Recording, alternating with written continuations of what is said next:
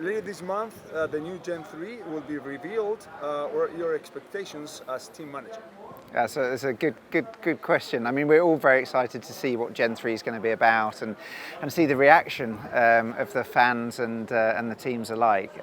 So my expectations, we saw the jump that we took from Gen 1 to Gen 2, and I think we're expecting something equally as big then from Gen 2 to Gen 3. And I think if we see that, then it'll bode well for the future of FormulaE.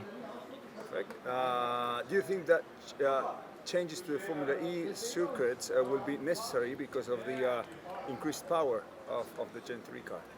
And so my understanding at the moment is that the power lift that we're going to have in Gen 3 means that we can still race on the same category of circuits that we're racing on today, which is fantastic, because I think one of the USPs of FormulaE is that we come to these fantastic locations like Rome. We can race in the city centres, and I'd hate for us to have to be forced onto permanent circuits. So I think that's a really key criteria.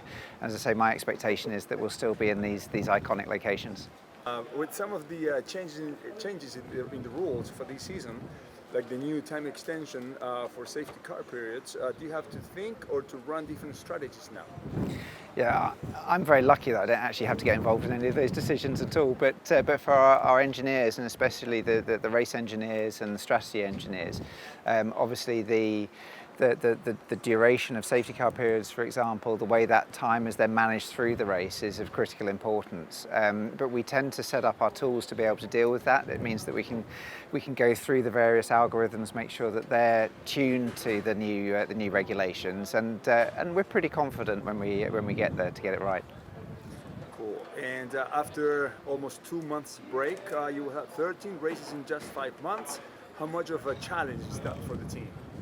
It's always when we have a break, you kind of get out of your rhythm, and we need to make sure that we do two things. One is to get the team to take a proper break and some rest, because when we get back into it, it's fairly full on again. But also we need to make sure that we're analysing the data that we've collected from those first 3 races and making the necessary adjustments to ensure that we can perform at the top of our game when we get back into racing.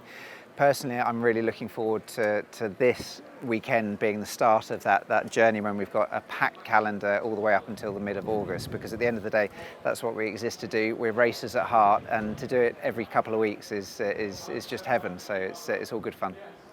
And Mercedes will retire at the end of the season. Do you have the intention to continue with the team? How will that be? So obviously it's well known that Mercedes is coming out at the end of the season. This team has a very bright future ahead of it, that's for sure. And in terms of the team members, in terms of my position, we'll communicate that in due course. But rest assured that I'm passionate about this series, about this group of people as well. So the future's looking bright.